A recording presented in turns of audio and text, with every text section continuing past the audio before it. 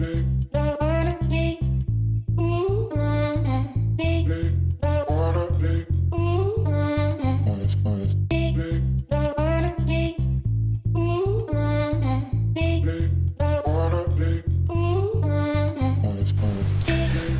wonderful people, and welcome back to the Silver Coin Podcast. Today we have a really special guest. So we've been excited to have to bring him here for a very long time, and now it is finally time. So, Chris, thank you for being here, and perhaps you can tell a bit more about yourself. He has a YouTube channel called Board Masters, right? The Board Masters. Yeah, that's right. Yeah. And he's making a really cool review, so definitely check it out. We'll put it in the description below, so check it out. He's making cool videos, cool reviews, and now maybe you can tell us a bit more about that. Yeah. Well, thank you for having me here. First and foremost, it's first time I've done anything in this sort of format, so yeah, thank you for inviting me along. As you said, I've got the YouTube channel called The Board Masters, and basically it's something I started thinking about a year ago, because I only got in the hobby of board gaming beginning of last year with the Return to Dark Tower Kickstarter campaign.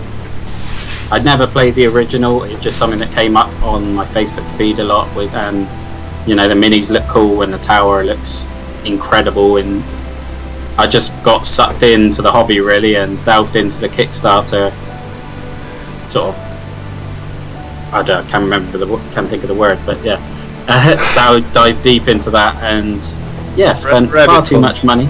Rabbit hole, that was the term. I kept going to bunny and I knew that wasn't right. But yeah, went down the rabbit hole of Kickstarter, and yeah, went from about 3 board games to, well, I think I've got about 80 now, with another 30 to 40 due to come over the next 6 to 12 months. So it's been an expensive time, and I just kind of wanted to chart our journey as sort of absolute noobs to the hobby, and yeah, just enjoy the journey really. And it's almost something to give me that incentive to play the games as much as anything, because quite often there's always so many distractions, and if you know you've got to make videos and things, it's like, right, I need to put this time aside. Yeah, that's true. But yeah, which are your favorite games? You said you only play for like 1 year, right? Not like more than a year, yeah, I guess. Well, yeah, I mean, I started buying just over a year. I'd only really been playing regularly for about a year. Yeah. Through various lockdowns, we've only really been playing multiplayer for about 6 months, with me and Chris, who features a lot on the channel as well, and well, there'll be a third Chris. Apparently all the people I know who play board games are called Chris, with the Great Wall video that will be going up soon, which I'm editing at the moment, so it's Chris and Chris. But in terms of our favourite games, we probably find we do give a lot of 10s at the moment. I don't know if we're just having a great run of games, but we have absolutely adored Villagers, Canopy, Kabuto Sumo, Dice Splice. I think I gave Destinies a 10 for the base game as well. Interesting. Yeah, it's been a great run of them, to be honest. I don't think we scored anything below an 8 for like 3 or 4 months. We just seem to have hit an amazing run of games that we fall in love with. But that might be part of the fact that we're new to the hobby, that we're just... The excitement. We just love everything. When you go from Monopoly to, other games, it's like everything is 8 when you go from Monopoly. Yeah, definitely. No, I'm joking a bit, but basically now you will have to rename the channel something like, I don't know, there's a mass of Chris guys coming, maybe Christmas or crispy channel. It'll be very seasonal, yeah. something in that sense, but really nice. So what do you like, for example, about the villages and stuff like that you're playing? Villagers, I think, well, again, unfortunately I haven't got into the table since the summer, what with the planning demands and things. I guess that's always the problem, you film it and then put it aside again. But I think there was a bit of nostalgia for me in terms of, it felt like an updated version of Happy Families. I don't know if you ever played that game. It was a game I had as a kid. It was just a card game where you were grouping up like the butcher family and the baker family. It's something I used to play at my grand's. Very basic, and haven't played for like 25, 30 years. And then villagers, you're getting chains of villagers that are dependent on each other, and it kind of felt like Happy Families, but a proper board game version of it, which I just loved it. So much joy playing that the whole time. And you know, when we do the reviews, we always sort of talk about the art style and the theme, the component quality, the accessibility, the replayability, and the overall gameplay. And we just couldn't fault it, to be honest. We couldn't find anything about the game that we didn't like. And I remember filming the review and we were both sort of looking at each other going, are we really going to give Villagers a 10? Because it's a little sort of card game with no components really. There's no miniatures, which is kind of what got me into the hobby. And it kind of felt like we shouldn't give a 10 to a game that is, you know, relatively light, relatively quick. But we couldn't fold it in the end. And it's different when you're kind of grading games for other people and trying to recommend. It's definitely different. It doesn't mean like if you grade it 10 doesn't mean that it's the best game out there. It just means that like in terms of all the criteria that you go through, it's like this perfect game for what it is, something like that, right? Absolutely. And then if people will like it, if they like those type of games even, then maybe for them it can also be a 10, or maybe not, right? So people are different, and just what they like is different. So but you're trying to be objective when you're doing those things, and I guess that makes sense. Like when I do my BGG reviews and stuff like that, I always say what is my aspect of the things, but I try to be objective. It also kind of corrupts me being a board game designer, and then you start to look at things differently. But I'm sure. Still, it's very subjective when you look at things, because first of all you have this subjective experience. Like for example, I would play a game 3-4 times or whatever, I would still have my subjective opinion because of my subjective experience. If I would play it with different groups than I did, if I would play it under different circumstances with different player counts that I did, maybe my experience would be different and my review would be different. So every single time, even if it's me in alternate universe or whatever, I would probably grade it differently because of different experience and different things that I would notice on that occasional on that specific occasion or whatever, right? So it is very interesting, and that's why I love watching you guys reviewers speaking about the games, because even though I know the game, even though I have maybe saw 2-3 reviews of the game, I like seeing what other people will bring to the table about the game, and then I will use my own memory of the game and try to match, mix and match. It's not about just I don't see reviewers just as someone who I will go to maybe decide if I want to buy a game and so on. I will just be watching them for my own joy, even if I have the game and I have played and I have seen reviews from others. Yeah, I mean, I completely agree. I suppose coming from video game background and Facebook groups and things, I've had so many disagreements over the years with people who, because I tend to not like in the video games, like the Marios and the Zeldas. I want that emotional storytelling type of game when I'm playing a video game, and so a Mario game doesn't give you that. And so it may be a 10 out of 10 video game, but it's not going to be anywhere near my favorite. And at the end of the day, a review is someone's opinion. It's not particular. My opinion is not valuable necessarily to somebody else. It's the most important thing to me, because that's what I get my enjoyment from. I know what I like, I can tailor that. But just because I love something doesn't mean someone else loves something, and they're perfectly fine to disagree with me. And just because I give something a 10 out of 10 absolutely doesn't mean it's a perfect game. Because my favourite video game of all time for years was Final Fantasy VIII, a game with one of probably the worst mechanics you'll ever see with the draw system. but I love the game so much that I can recognise its flaws, but it doesn't hinder the gameplay for me, and I'm happy to forgive it its flaws. And so for me, that makes it a 10. But I suppose we all have different views on that as well, I guess. Yeah, and it's also like a day-to-day thing, right? So we also like have a friend. We talk about that with Lan in one of the previous episodes. But basically, one of our friends is like he can't basically judge the game and review the game and basically give it a score because each game is like so different from the others, right? So it's unique in that sense, and it's also like different type of the game. Maybe the length is different, maybe the experience is different. So what he does is basically you ask him, do you want to play that? Do you like this game? For example, for the next game, if you have like the perfect circumstances for the next play, you can put whichever game you want there. Would you prefer this one or this one? And when you ask him like that, he's like, okay, yeah. When you ask me like that, I guess the first one would be like better for me, for example. But yeah, the opinions can also like, change. That can change on a daily basis or even an hourly basis, depending on what mood you're in.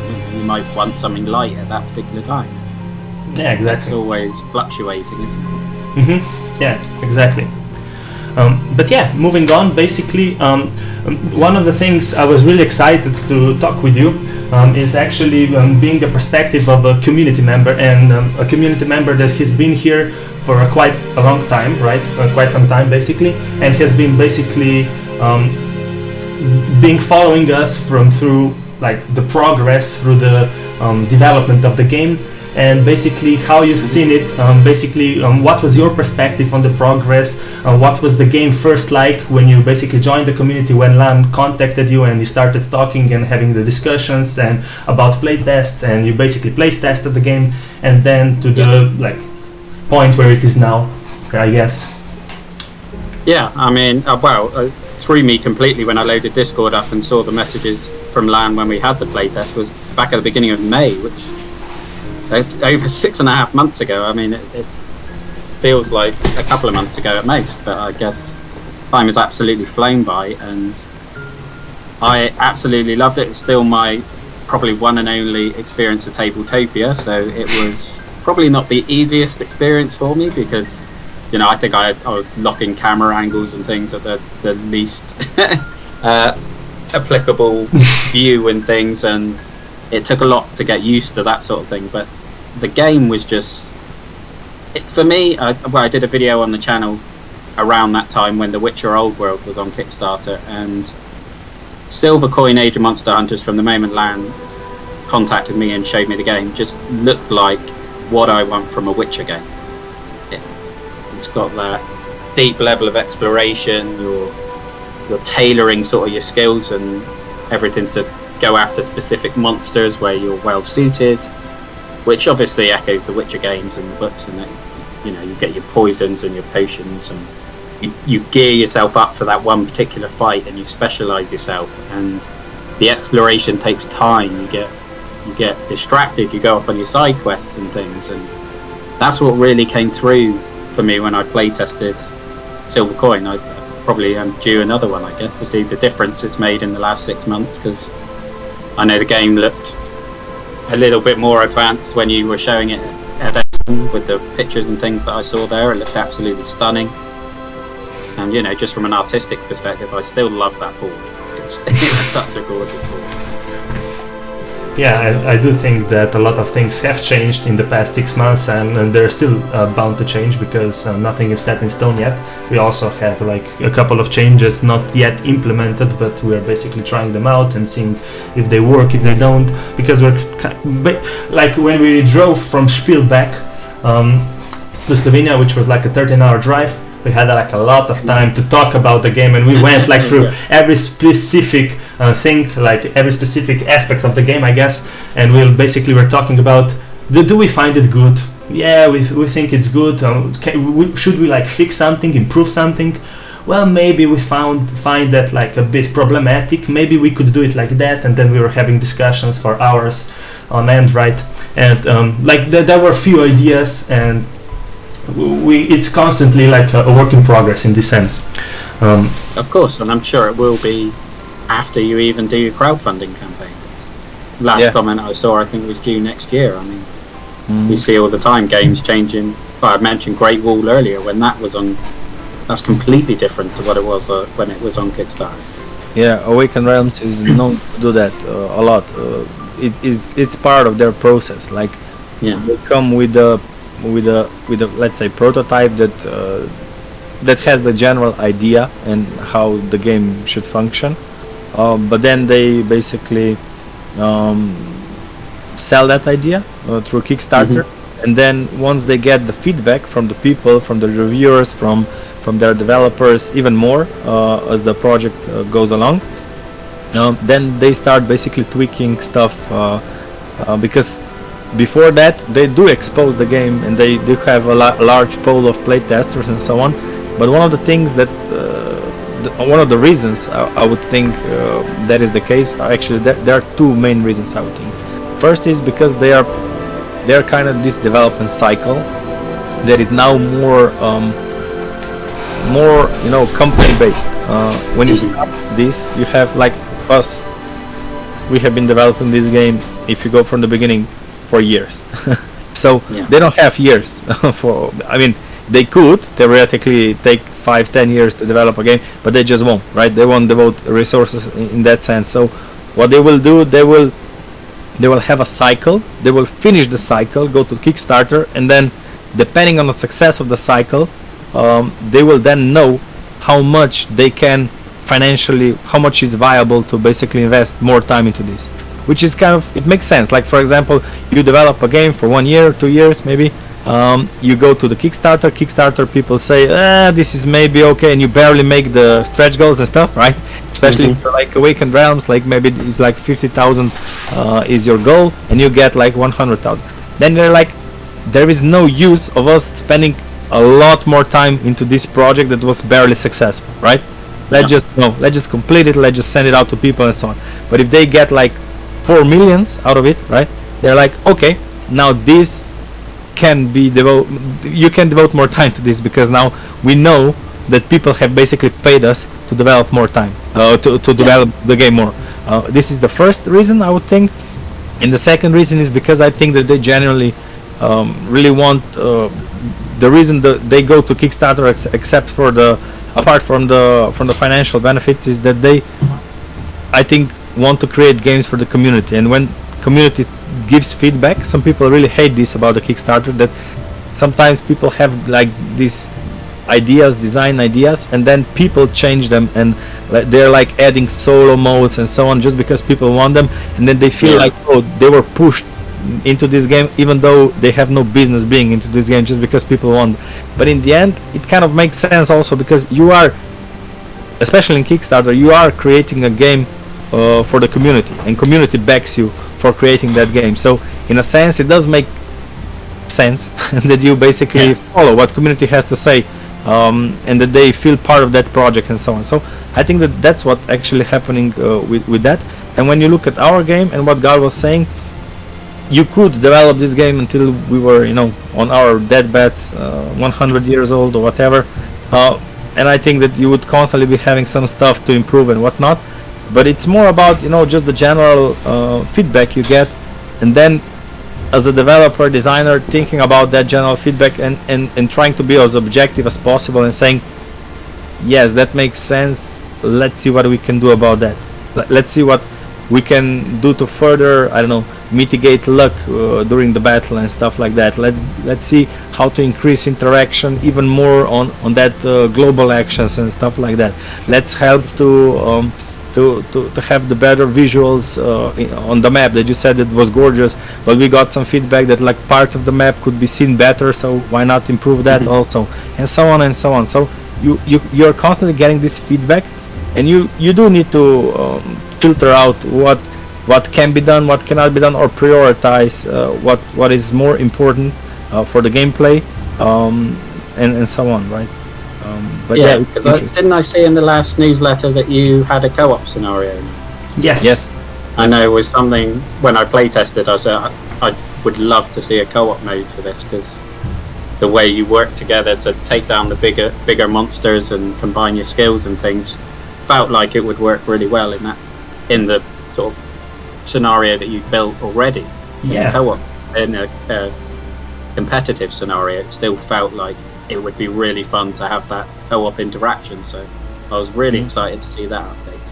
Yeah, exactly. Because I do think like a lot of people were very and like alarmed when they, especially like when they read on BG, the Silver Coin Age of Monster Hunter is an adventure Euro game which has competitive co-op and solo mode. And they're like, oh, the first time creators, all 3 modes, then that's like climbing Mount Everest or something like that. I think Mike from the Ready Steady Play site or something like that. But still, yeah, as you said, we basically envisioned them from the beginning, right? We didn't want to force, and if that wouldn't work, we wouldn't put that in the game just because like people would want the solo mode in our game, so we will put it just for the sake of having a solo mode. So if we play test that if the solo mode wouldn't work, we probably wouldn't put it there because we wouldn't feel like okay with that, right? But yeah, the co-op, we've played it like a bunch recently, and I personally really like it. I also like solo, but co-op hits more for me. Maybe it's the scenario, because what we plan to do is basically have more scenarios, and each scenario will be like focused on a specific part of the story, specific part of the lore, and also have like its own winning and losing objectives. So it has like a totally different experience depending on which scenario you will play, right? And it will also be like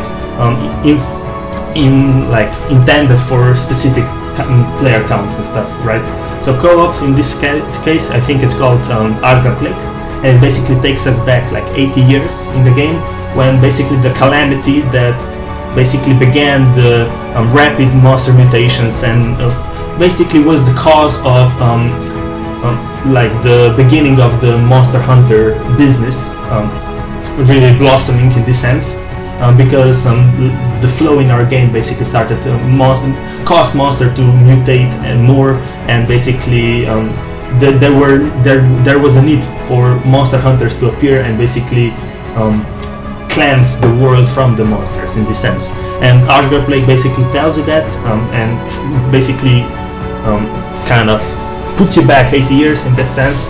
And it's like a specific, and the things that are happening, the events that are happening, your objective will basically reflect that scenario. So you will start in the far north, not the farthest, but basically the Black Kingdom, so the second northest kingdom, and you will try to travel all the way down to the south, and you will have like specific monsters to defeat depending on the situation, and the flow will be constantly corrupting the world around you, and you will have decisions whether you want to corrupt monsters or do you want to corrupt yourself, and you might even die if you're corrupted too, like if you're too corrupted in this sense.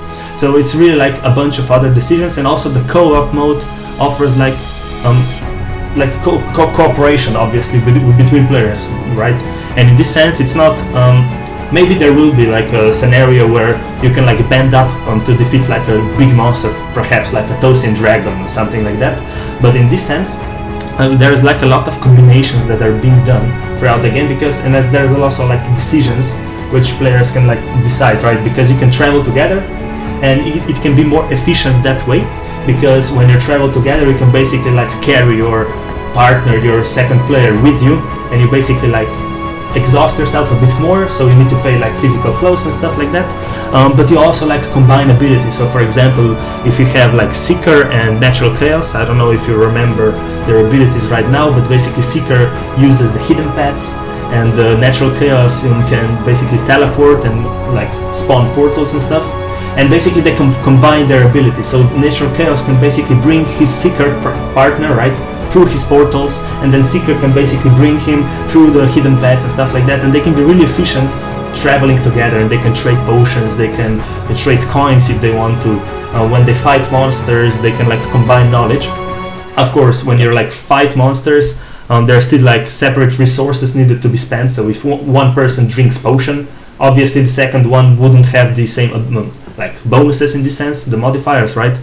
But it's still like fun when you need to decide, okay, you go to the west, I go to the east, and we will try to clear these missions like separately, or do we want to like travel together, be a bit more efficient maybe regarding the travels and stuff, but you can like only do one mission like together in this sense. So I found that like interesting, and there are like as we said, a bunch of other potential scenarios and options that we have, that we're going to be trying out, and different experiences the game can give you, and like we'll see how it goes, but we definitely have like a great feeling about it, and I had a fun time. So we're definitely like also, we would be really happy to have you play test co-op as well, and basically have your opinion to see the differences yourself, right?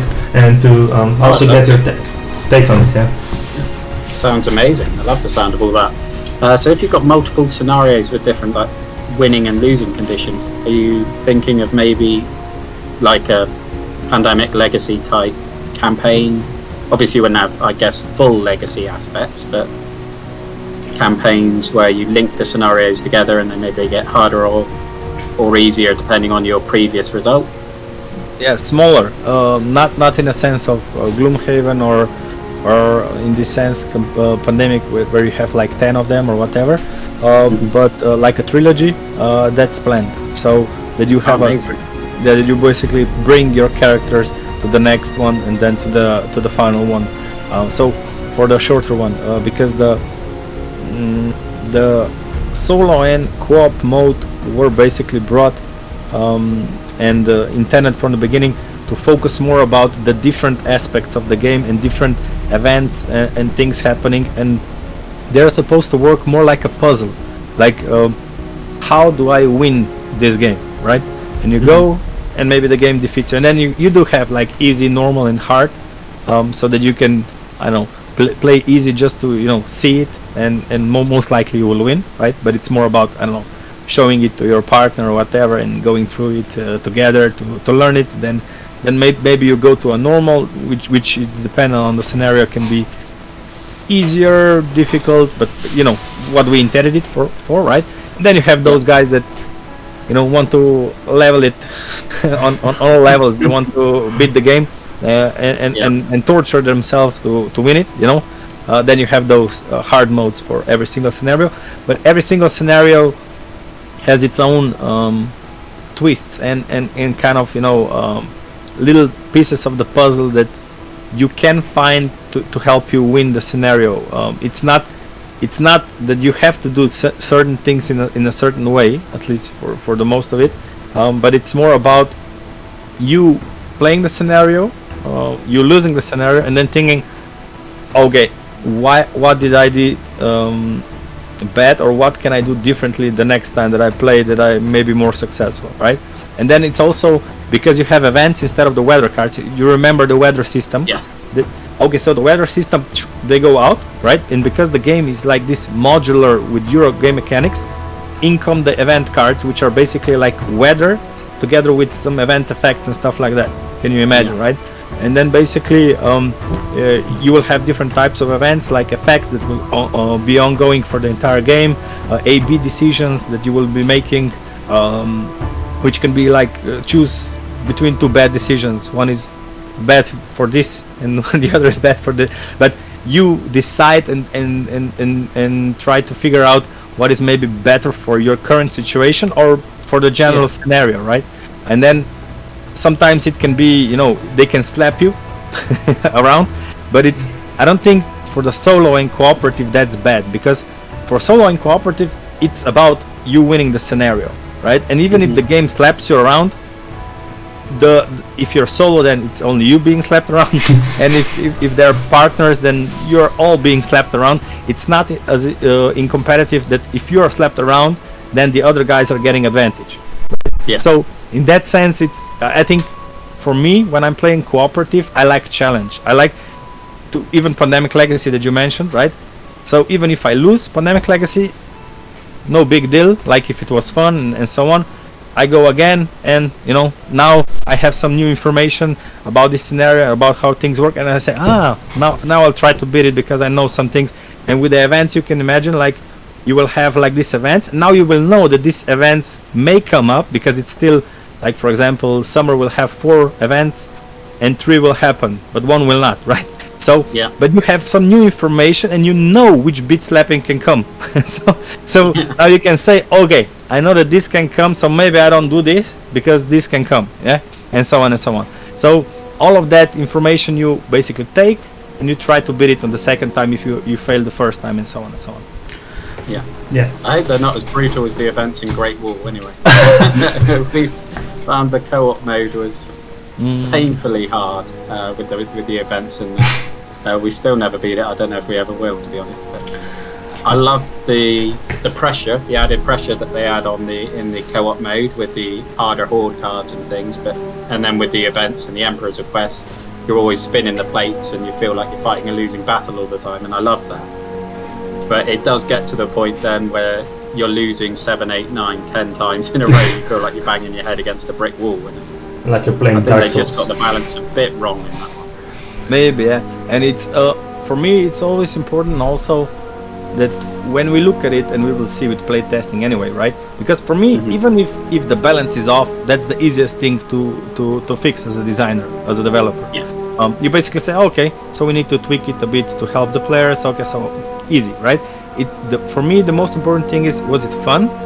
In general, even if you were like slapped around. And the second thing is, when I look back, do I think that I would lose no matter what, or do I think that I lost because maybe I did something that I would do that now differently? And that's the important bit. Yeah. Yeah. If you look back and you say, oh yeah, if I did that, then maybe I would be able to win. That makes it a great experience for me when solving a puzzle. But if you look back and you just think there was no way, or you have a feeling, even if it's not true, that you have a feeling that there was no way you could win, then it kind of gets discouraging and maybe even luck dependent, you know? Yeah.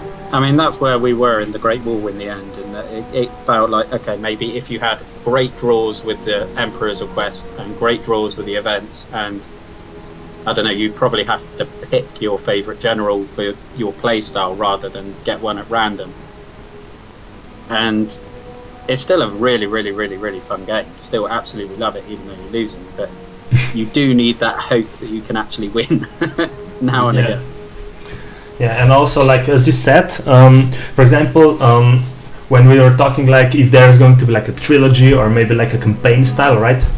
Still the purpose we are trying to make with this game, right, not only with competitive but also with cooperative and solo, was to make an adventure game which can be played basically in one session with different counts of players, within different groups of people if you want, because we do enjoy like campaign type games like Tainted Grail is one of my favorite games, or like Gloomhaven. I haven't played it, but I suppose I would like enjoy it really much, right? And it's similar with like Aetherfields or ISS Vanguard and stuff like that.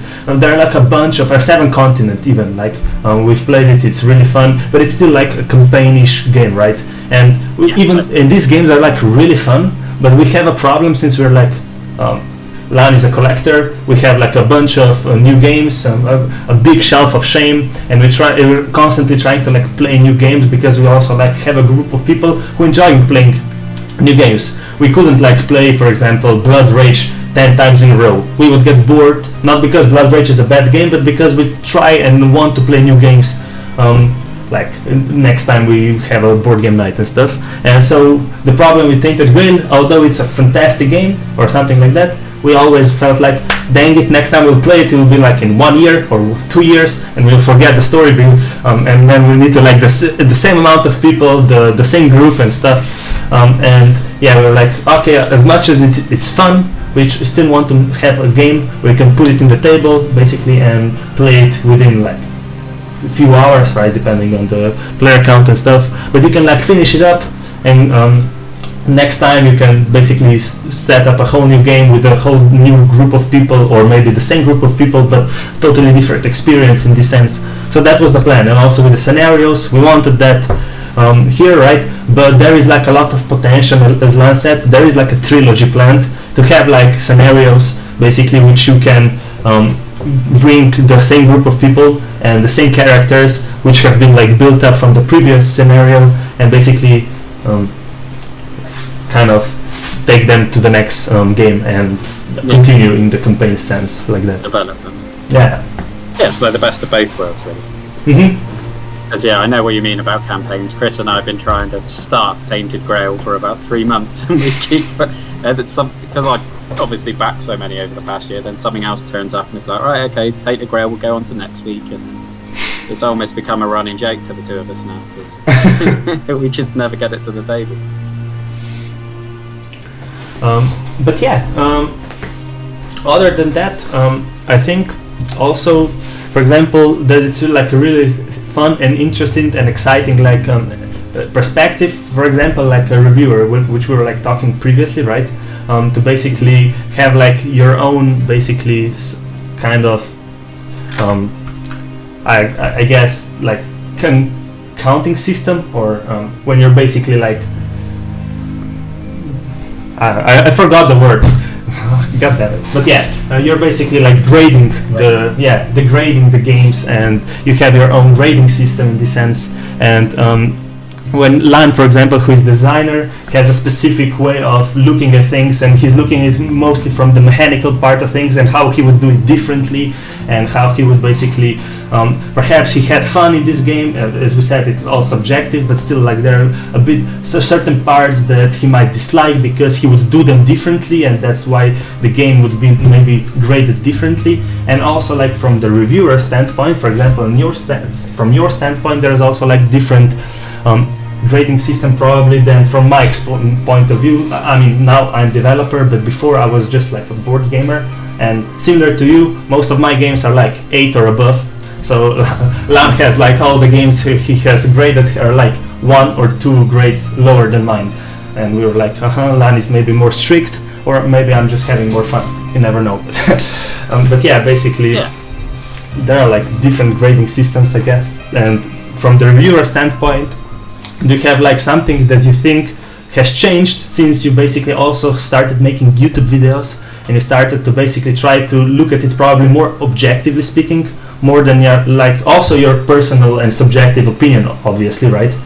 But still, I think we're getting more experienced and stuff with it as well, obviously, because we were new to it, and we try and cover what we think people may not like about it, like the Dinosaur World that we reviewed the other day that will be uploaded in a week or so. It's like there's the boredom tokens in the game that are very, very fiddly and small that I know a lot of people will not like. It doesn't bother us, so it didn't harm the score for us personally, but we know that there will be people who will not like them, and we try and talk about that, but it's not going to impact our scores necessarily. But yeah, we all have our own individual grading systems.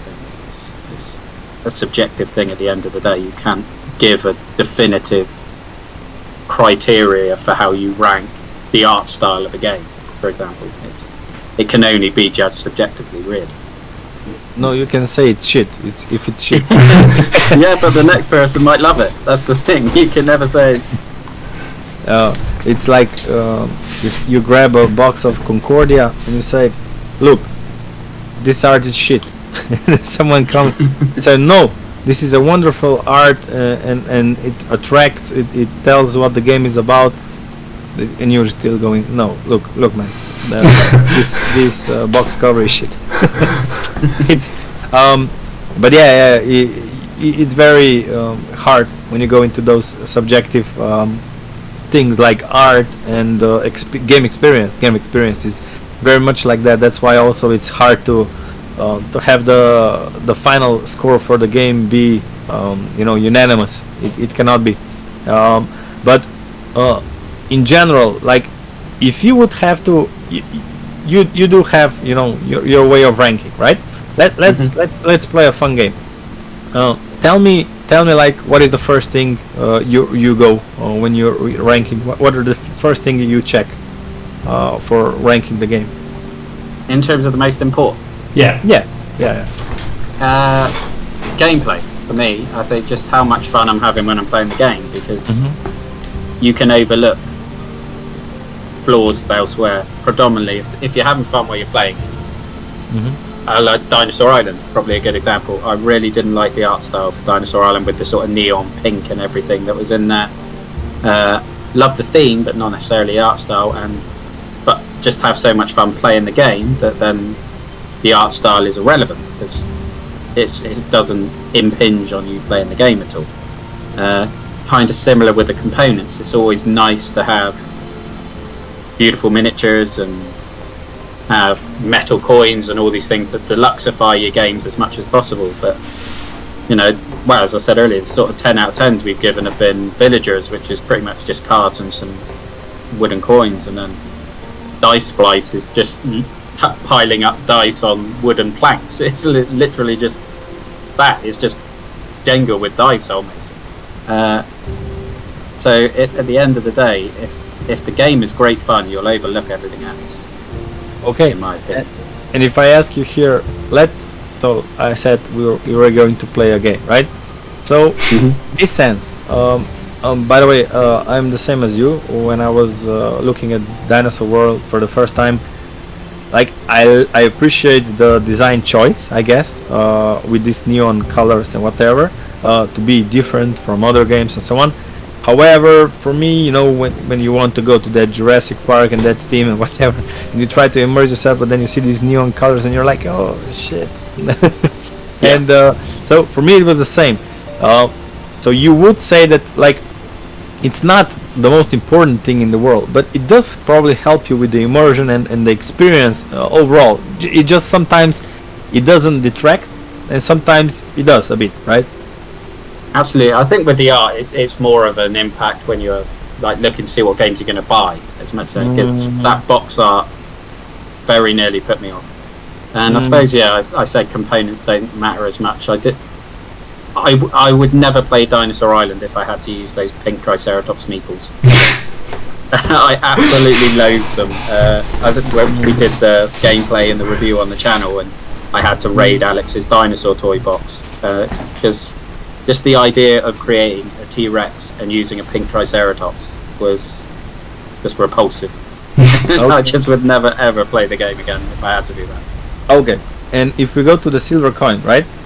And you imagine map being this neon-like, would that detract you from silver coin Age of Monster Hunters? Do you think that the experience would suffer a bit because of that our decision?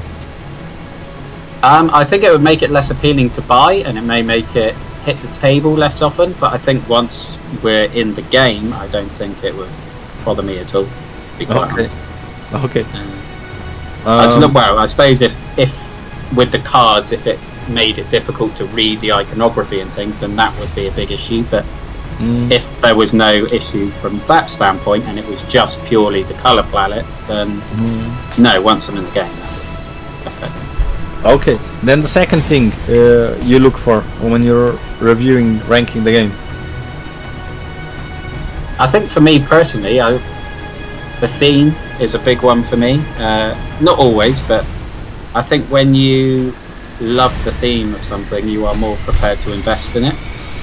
And for me, coming from video games, I want to emotionally invest in it. That's why I love the emotional storytelling games. I pretty much my top 10 of video games are games that made me cry or something. So I love that aspect of it. So if I can get a theme, that's why I did buy Dinosaur Island despite hating the art style, was because I love Jurassic Park. The idea of having a board game where I could make my own dinosaur park was incredibly exciting for me. As someone very new to the hobby, almost every game I backed has been art style driven as much as anything. When Etherfields, you mentioned earlier, I got 6 minutes into Quackalope's unboxing and I had to back it. Honeybuzz I had to buy purely on the art style and the themes. It's certainly, I guess because I'm not experienced enough to necessarily know what my favourite mechanics and things are yet. So the theme and the art style is big for me, but also when you're playing it, it's the gameplay, but then the impact that theme and art style can have in terms of how much you invest emotionally for me is probably the next big thing. So you would then say that monster hunting, fantasy world, this is something that appeals to you, the theme? Yeah, well, I'm a big fan of The Witcher. I have been for years. I remember being in Asda and seeing The Witcher 2 Assassins and Kings edition on 360 on sale, and I hadn't heard of it before, which was rare for me because I used to be the sort of person who read everything and all the reviews. I knew what was coming out, and to see something with that striking artwork with Geralt on the front, and just the whole synopsis of you're a monster hunter with your 2 swords, and it was very rare that I ever buy a game on just on picking up the box. I would always read reviews and say, right, I know what I like. This sounds like it appeals to me. I'll go for it. Yeah. But that one, I just saw it, loved the box art, loved the sound of it, bought it, took it home, and probably had 2 or 3 of the worst hours of gameplay I've ever had. Those first few hours of Witcher 2 are horrific. The sort of tutorial is stupidly hard. The controls are terrible. It's definitely one of those games that by the end of it, it's an absolute joy to play. You get, it's almost too easy at the end because you've built your skills and your character skills and everything. But yeah, from there, I love The Witcher. Got The Witcher 3, platinum that, and then read all the books. Loved the TV series, and then obviously saw your game, and it's, for me, it just screamed The Witcher without the IP, and so it was instantly very, very appealing. Yeah, because when we were picking the team, I guess years ago, when I was doing this for fun, I guess, it's as you say, basically fantasy, monster hunting, and so on, fun. One of the things basically that I like to have as a collector, games that have different themes and stuff, right? So although this is like a draw for me, like having this kind of a game, it's also one of the possible problems for me when I'm buying a game, when I have this collection of 200 games and stuff, looking, fantasy theme, is it different enough, and so on. So when we did this, we still wanted to have this, but say that this game is different than the others out there, right? So for us, that was important in terms of, okay, getting the theme, but making sure that the gameplay is unique in a sense that the game is basically can separate from the others on the market, right? Yeah. Or do things better in some sense, right? So okay, what was the next thing did you look for in the game? Probably. Well, I would probably say actually, probably the components. I love things that feel deluxe. It definitely makes it more enjoyable when you have things that feel great and tactile in the hands. Again, we just finished playing Dinosaur World, and like the metal coins you've got there are stunning. Thankfully, the Kickstarter editions, the dinosaur meeples are brilliant. I love them, especially the expansion ones with the sort of translucent appearance. And yeah, I mean, as I said right at the beginning, minis and things like that were probably the biggest thing that appealed to me getting into the hobby. That's what Return to Dark Tower had. This probably the toy aspect rather than the actual game puzzle aspect. And it's I guess this is the beauty, I guess, of the Kickstarter, that it does enable you to do those things as a publisher. Yeah. You basically are able, if there is enough people interested, in advance, and you can make deluxeified components as a result, instead of just making a game, hoping it does well, that the price is good enough, and that it can support itself, right? So in that sense, I think Kickstarter is great. I know that some people hate that, and they just want to have a mechanically sound game. I know also that some people hate the stretch goals. I know that some people hate Kickstarter exclusives and stuff like that. In terms of components, right? Where do you sit in that sense? Do you prefer your games on Kickstarter going to deluxeified versions, and does it bother you when they are part of the stretch goals or even Kickstarter exclusives, or not really? I think the Kickstarter exclusives maybe, I mean, they're great if you're in the Kickstarter. It's difficult. Would I have bought the retail edition of Dinosaur Island if I was aware of the Kickstarter version? Probably not. But again, I'm not one. Historically, I do tend to go all in. when I'm backing a game, but it's more for the gameplay aspect and the expansions and things. If something is offering metal coins as an add-on, I probably wouldn't necessarily buy them, but if they're an upgraded stretch goal component, then love having them. It's not something that I feel too strongly about, but yeah, I suppose minis and things I absolutely love, and Sundrop, I would pay for the Sundrop most of the time. I went with ISS Vanguard because I actually think with those, the non-Sundrop look more suitable for the theme than the actual Sundrop. So, but yeah, it's sort of a mixed bag. I don't really have a consistent philosophy really on components. I would say it's something I like having. It's something that I think feels nice when you're playing the game, but it's not a deal breaker. Yeah. The reason I ask is because this is the things that we are constantly thinking about. We have to think about, of course, about the stretch goals, about what financially makes sense to have Kickstarter exclusive if we do have them, and what kind of Kickstarter exclusives. We don't want people missing out if later on you have retail and so on, right?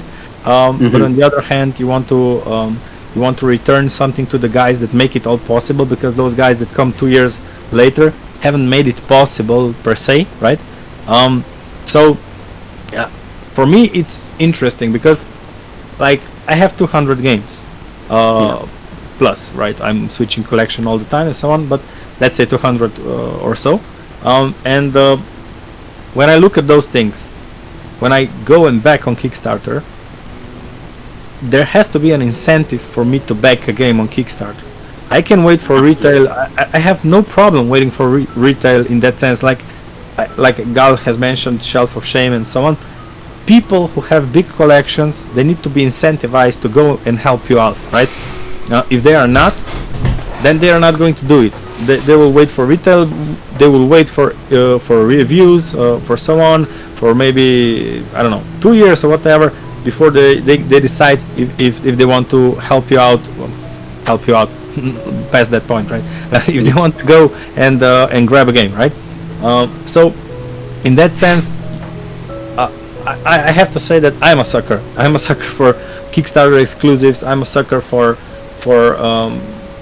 having some incentive to go and back a project, and I think we are beyond the point that we just want to help people on Kickstarter. Just too many Kickstarters out there, I guess. Like 10 years ago, you could say, "Oh, I see this awesome project that cannot make it without me." I think we are past that point. That there are some people who do it like that, but now it's kind of a big race, and it's kind of hard, to even get an attention on Kickstarter and so on. And you really have to financially invest, time-wise you have to invest to be able to compete with these companies that are huge, and first-time guys. If I look right now, like, what is it that we have that we can even compete against those guys? Is, I would say, more time, in a sense, with the first project at least, right? Yeah. More time to actually develop and put love into the game than they have. Second, I would say, still naive enough and not bothered with what financially makes sense and those type of things. Yeah, when you're first time guy, you want to make the best possible presentation as you can. And you want to give people a lot, and financially maybe it's not always the most important thing, but heck it, like you don't even know if it's going to make it. You don't even know if you will have a second go and whatever. So you want to put the flag down and say, look, here I am, and this is what we offer, right? It was interesting with Gloomhaven. If you ever went to check what Isaac did, Isaac at the beginning had the Gloomhaven. Okay, it was different times, inflation and stuff like that, but still, Gloomhaven was like 70 or whatever for the first time on Kickstarter, right? And the amount you got in that box was really great for what was there in comparison, right? So those are the first time creators that are maybe good enough to compete with the others.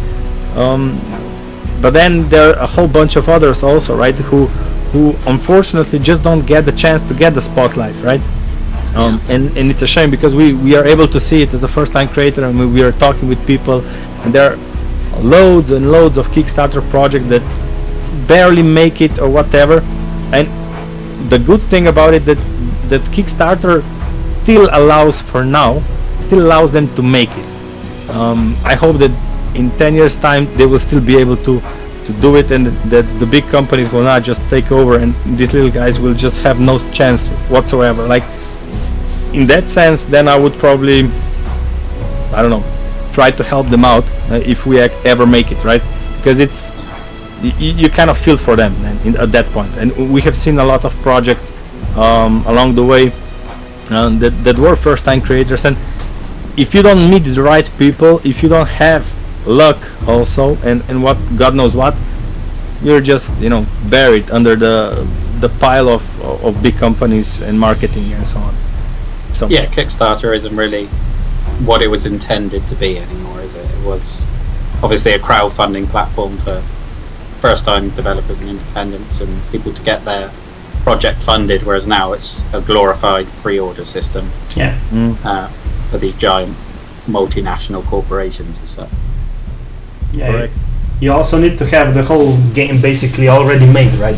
You can't come with an idea, because previously, like so many years ago, it was possible to say, listen guys, I have like this awesome idea for this like bag for headphones, and this bag for headphones is going to be awesome. I have like so many ideas. It is going to open in 62 different ways, and you can like magnetically carry it without being able to blah blah blah blah blah. You can have like this awesome idea, and people will be like, awesome, here you go, money, make that a reality, and give us the product, or like right, because we're back to you and stuff like that. Now basically you need to have the whole product already made and come there with basically a prototype before the actual production, and come and basically say, here you go guys, this is the game I'll spend like 10 years making or 5 years making.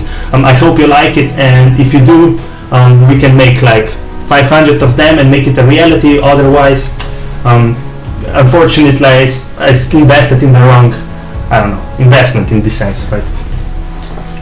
Yeah, no, I agree. And sort of going back to what you were talking about, Lan, in terms of Kickstarter exclusive and things, I think it's that two-way street. When you've got Kickstarter exclusives, they're great when you're in the Kickstarter, but not great when you're in retail. Early birds I really don't like. I think early birds do more harm than good for the campaign, because if you find out about a project 5 days in and they had a 24-hour early bird, you're instantly disincentivized to actually back it. And I think we saw that a few months ago with, I think it was Wild Ascent, where they had an early bird, had a huge amount of funding, and then 2/3 of the way through their funding was just dropping on a daily basis. And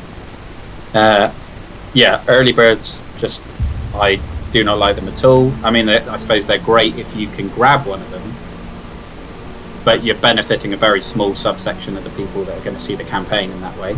Yeah. Personally, I think one of my favourite sort of rewards that I've had is the games that, I suppose you can't do it if you're an Awakened Realms or a Come On and you've got 10,000 backers, but the smaller ones, when they put the backers' names in the rulebook, I've got 2 or 3 there, and I just love that moment when you open the rulebook or see on the box and you've got your name on it. That's probably the most satisfying of any sort of stretch goal that I've encountered in my time in the hobby. That one is actually quite easy to do. If people want to do it, and interesting, because I wanted to. That was my next question. Was basically, in terms of this project, is there anything that you would like to see us do?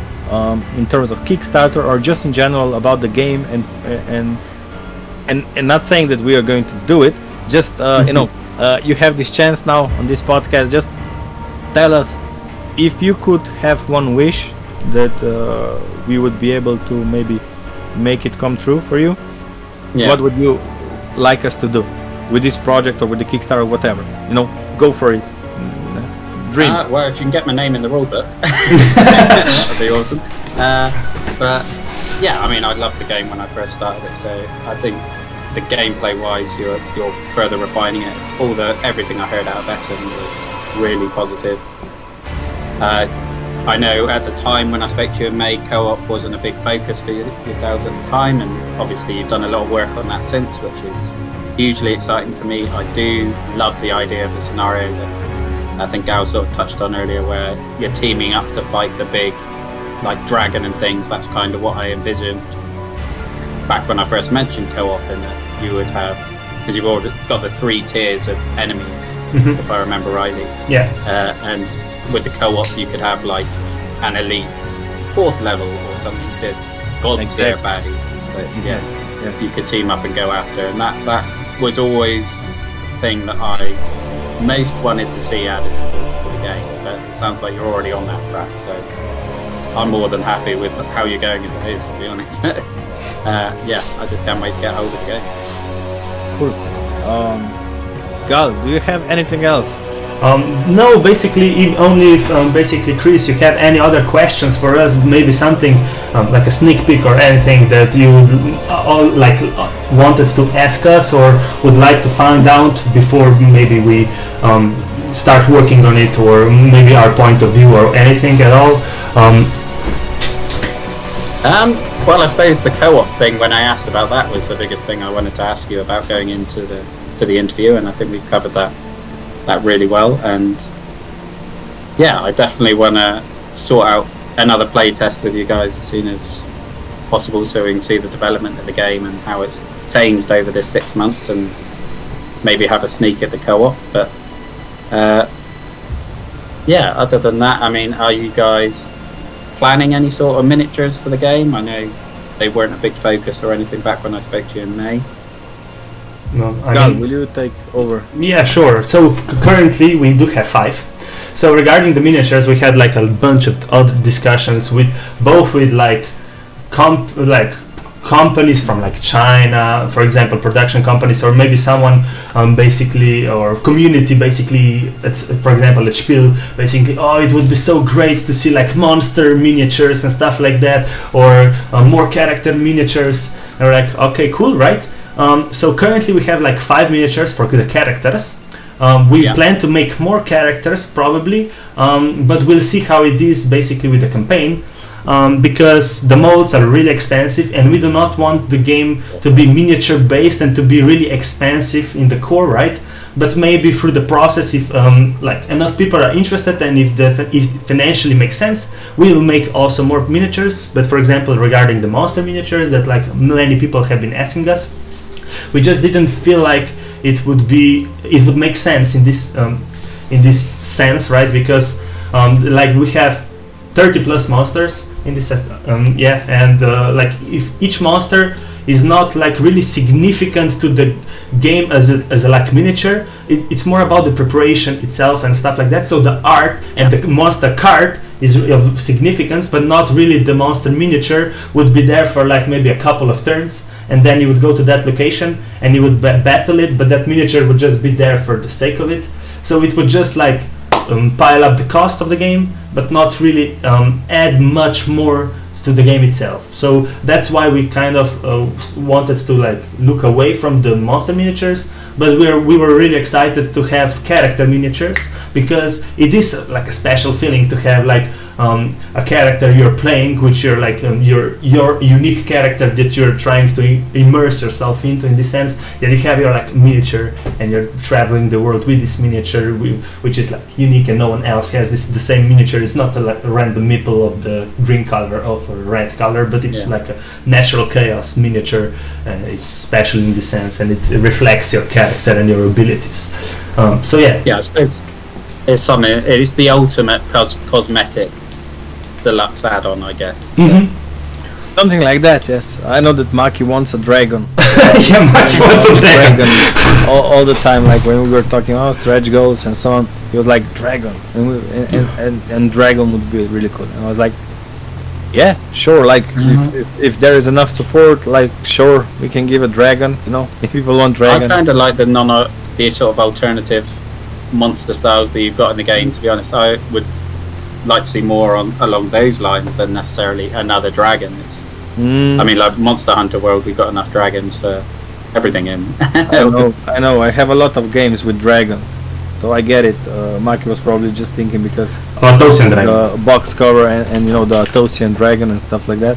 Yeah, but yeah, for me it's like I remember like I got a box for the Tainted Grail. I keep coming back to this game for some reason, but you know I got this additional box for the monsters and stuff like that, and then they are just sitting in that box, and then I get one out, and then I put it back, and then it's like I did it because I'm a painter and I like to paint and stuff.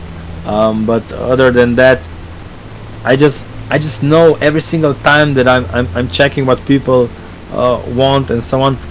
For every single person that wants a dragon or whatever, there is a person who wants to reduce cost of the game, something like that, right? And for me, it just came in the end to like let's do what makes sense, and then if it's successful enough, we can give it to the people on top of everything and so on. But basically, in terms of miniatures, I think that it will be more about deluxifying the components and stuff like that, rather than just adding miniatures and so on to the top of it, and making sure that you got like 3 boxes when you get the game, and you have to throw some games out just to make it fit.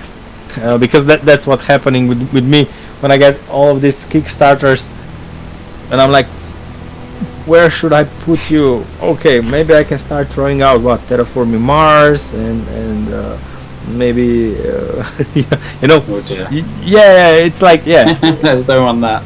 I know that feeling. I'm already sort of breading ether fields, 12 boxes or something turning up. I'm getting ether fields as well, so I get you. I totally get I do think you're absolutely right to not put miniatures in the core box.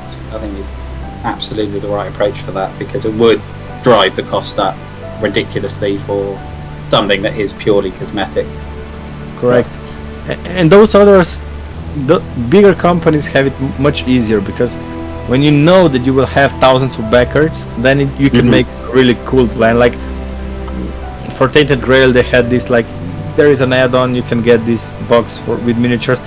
In our case, it's like hard to plan for that, because every single production, in this sense, for a special box for the monsters, it needs to have minimum 500, usually 1000 plus people backing it, and you just cannot know if there will be like 1000 people backing some kind of stuff like that. So probably not going to happen in that sense, but more like stretch goals, if anything, right? But it's going to be interesting in that sense. Definitely makes sense. How are you guys approaching the shipping situation? I know it's a long way off before you have to worry about that, but I guess it's... No, we are worrying about it already. But in a sense, we are talking with different companies about the shipping, and we will have specialists for shipping, handle shipping, or rather just fulfillment in general. So we are not going to be handling it on our own, because that would be unprofessional, I think, especially with the way logistics is complicated. But what we will probably do is, because you can do a couple of things. One of the things, you can set the price at the beginning, and then basically you can end up in trouble later on, or you can go give estimates, and then you basically charge shipping later on when you see if it goes better or worse. And usually, and what we were told, it's going to be better than what it is when it's our turn, which makes sense, because it's always like demand. When there is demand, there will be supply for that sooner or later, right? But still there are alternatives like producing in Europe. There is an option. We're talking with European producers just in case if they're competitive enough price wise, right? Then there's an option with train also, which is probably something that we are not going to do, but it's an option that we are discussing and so on. But basically shipping, I think it's more or less about just being proactive and telling people in advance that current situation is like this, and that you try to put the prices when it's logical to put the prices for shipping. Otherwise, like for instance, I know that for the Black Rose War, Studios Magni Studio was doing things a bit differently. They were like asking for additional money and so on. These are the things that we don't want to encounter. So we would like to. No, that never ends well. Yeah, I mean, and I guess having less miniatures is going to be helpful in that sense. But otherwise, it's becoming better. Projections are better for the future. But were there any specifics that you were interested about the shipping? No, just the general approach. Obviously, with everything going on this year, it's been a bit chaotic. I know. Well, Awakened Realms with Great Wall. I don't know if it's just the UK ones or the European ones that they all of them. Truck. All of them. Yeah, all of them. I'm also backer of Awakened Realms games and so on. So yeah, for all of them. Yeah, you see how different companies are handling situation. I usually have no problems waiting for a game if I'm updated and if communication between the publisher is there, right? I agree. If there is bad communication and so on, that's when not that I get worried that much, but that's when I start rolling my eyes and saying, look, it doesn't take that much to write an email, and if people have given you money and so on, it's the least you can do. So that's the part that I don't like, that when people are ghosting you for like 2-3 months or whatever, like just tell people in advance we will have updates every 2 weeks or what. And we are kind of doing that anyway. Like with our project, we have got 30 plus newsletters. Yeah, I think it's 34 or something like that. Tomorrow is going to be the 34th or 35th. Yeah. So by the time we hit Kickstarter, we are going to be in 40s, 50s, and it's the thing that we would like to do in advance. Some people like to not discuss things so they have more information, wait for more information and so on. I think that I would just like to be in constant communication with community, and I know that there will be some bad will whatever we do, because it's the nature of Kickstarter. Like for example, we are talking about the miniature of the dragon. Some people will say, shit, dragon is shit, let's have something else. Let's have a reindeer. We never have a reindeer, right? And I'm going to cancel my pledge if it's not a reindeer. We know that those things are going to happen no matter what. You cannot please everyone, and it's not our intention to please everyone, but it is our intention to be proactive.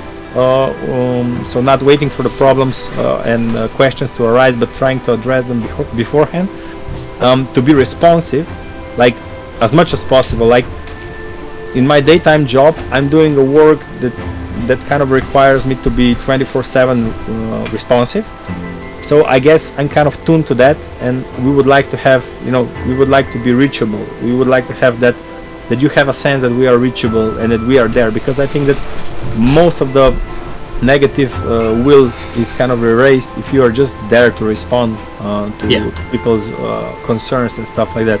And then if they have problems with shipping, whatever, you are there basically, and they see that you try to help, and it's not just that they wait for 5 days for email to get returned and so on, because I think that's the worst thing with those things.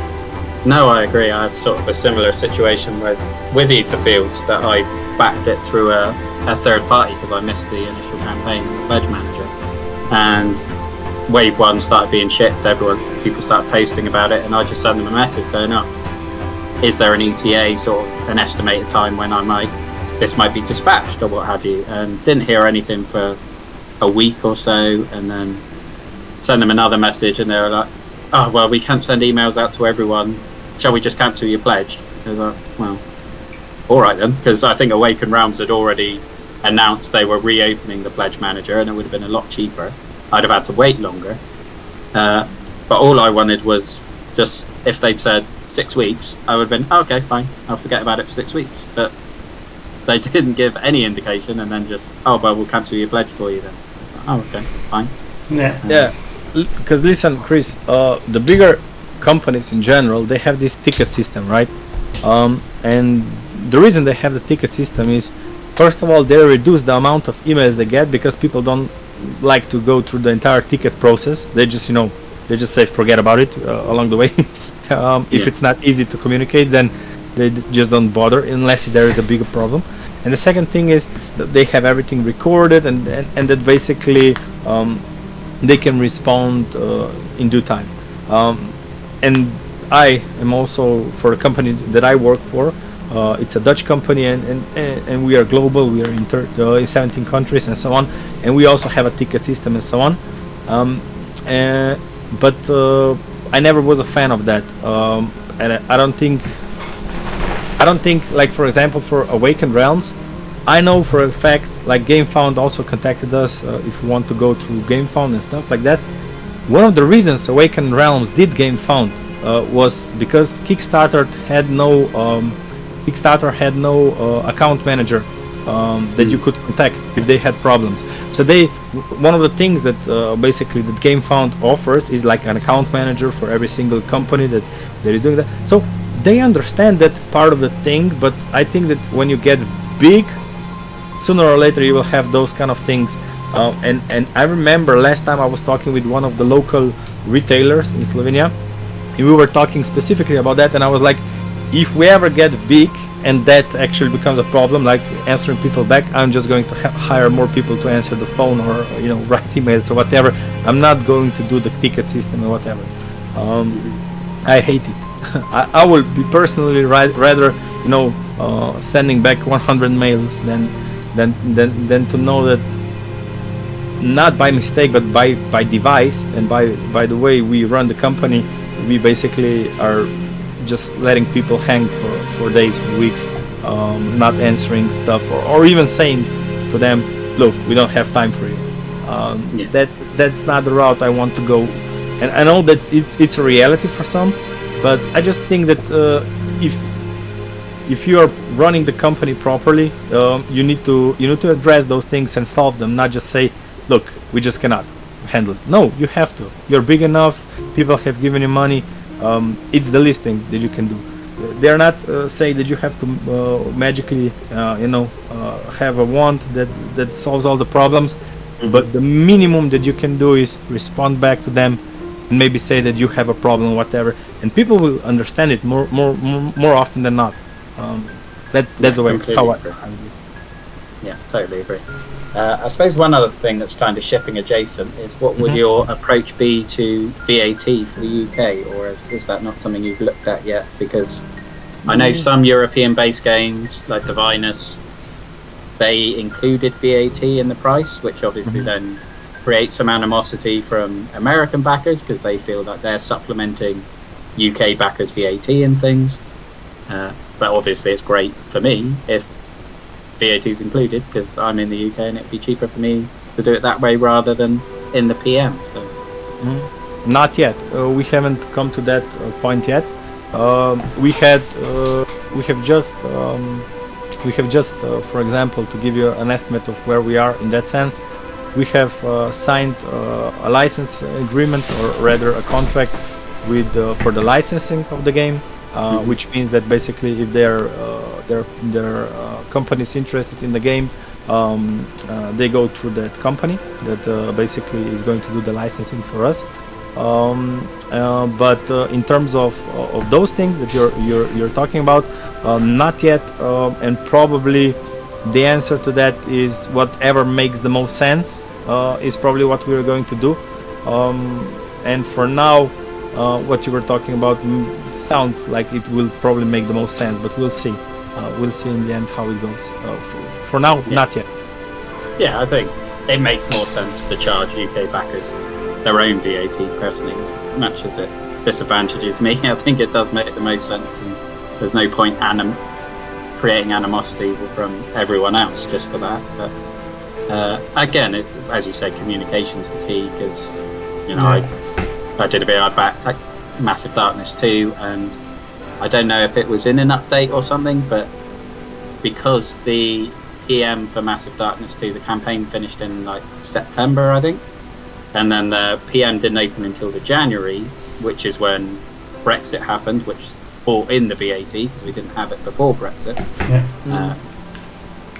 And then it almost felt like they deliberately delayed the opening of the PM so that the VAT wasn't their problem, it became ours, and we sort of got the shipping thing, only 50 quid. I banked 90 quid back for the shipping of this, because again I went all in on it, and then we'll go through and there's I think it was 120 quid VAT charge that I wasn't expecting, and it was like, okay, no, yeah, I'm going to cancel this then.